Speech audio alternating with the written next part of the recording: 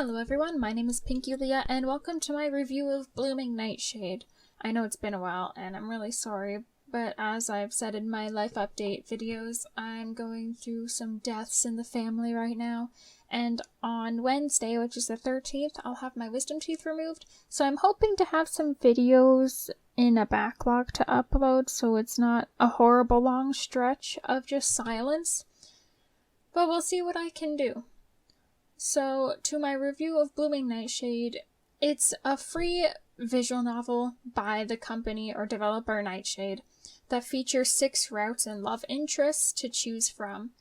Each of the 6 routes has a romantic ending and a friendship ending, so if you wanted to go to the completionist route, you have a total of 12 endings to unlock, and there's achievements on Steam for each ending.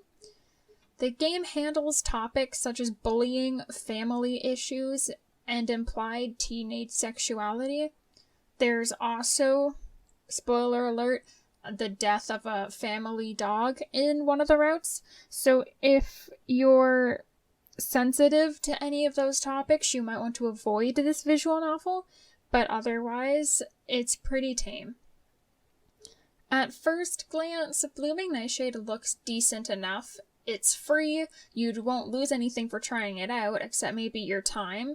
Each route takes approximately 45 minutes.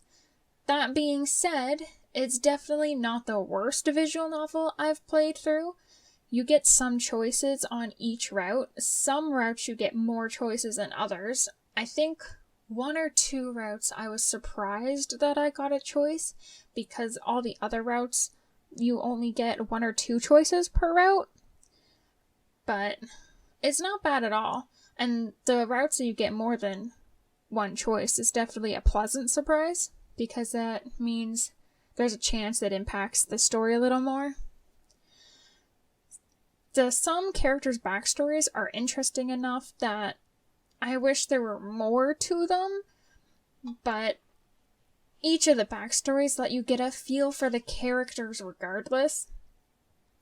One thing I was disappointed with is, I'm pretty sure on the Steam store page, it says that the characters can end up dating each other or getting into relationships together, but I think I only saw maybe a little aspect of that in one of the routes, and even though it kind of looked like it might go somewhere, the characters didn't actually date each other on any of the routes in my playthroughs, at least.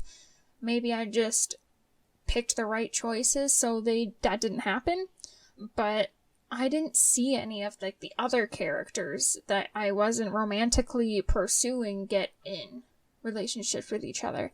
I was kind of disappointed about that, because it sounds like a cool concept for the NPCs to get in relationships without you having to do anything.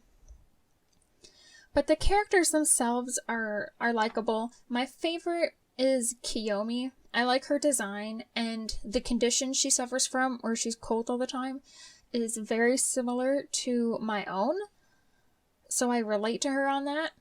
And my second favorite character would have to be Nanami. Again, her design is really cute, and she has an interesting personality. I honestly didn't really like Izumi that much, but I think they put the most work into her backstory. Though the best backstory and after story would have to be Shiori's route, for me personally at least. The only character that didn't have much going for her, in my opinion, was Atsuko.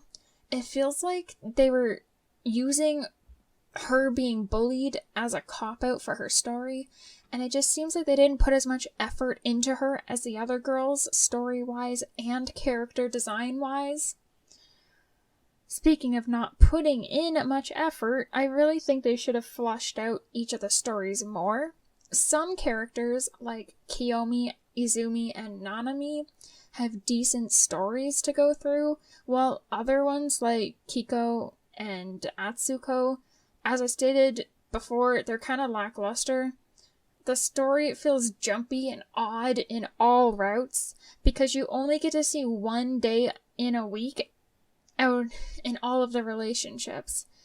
The game goes by week 1, week 2, but you're only seeing one day. And it makes relationships feel fake, forced, and rushed in some instances. An example would be you're dating one of the girls for 5 weeks, and after 5 weeks of dating, only then you think to ask them what they like to do for hobbies. That seems like something you should have asked before dating, or at least in the first 1 to 2 weeks of dating, not the 5th week. And in instances of rushing, they dumps really heavy stuff on you when you're not dating that long at all. Like, Izumi's family problems kind of just come suddenly out, and then she just avoids you for weeks. And that's not how real relationships work. And then Nanami's breakdown is another one. It's completely out of character for her, and you would think that early in a new romantic relationship, she would try a little harder to hide that, and realistically, if people are going to break down, they wouldn't do it in a school where they have a chance at being spotted by their peers. They would probably go into a bathroom, or even, because it's a boarding school, rush to their rooms they're staying in and do it in private. So it just seems odd. Breaking down the pros and cons, the pros are that the game has likable characters, relatively short routes, and decent artwork. The cons would be the fact that the stories vary in interest and effort depending on the characters. The story isn't fluid in any of the routes. The relationships seem forced, and you only get 1 day of the entire week.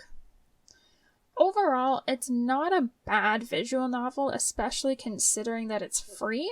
There are definitely worse ones out there that you have to pay for, but there are better free ones out there too.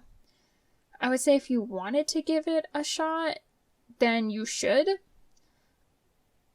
because it's not overall bad or horrible. It just feels a little clunky, and they could have used a little more work on it. But with that said, thank you so much for watching, and I'll see you next time. Bye!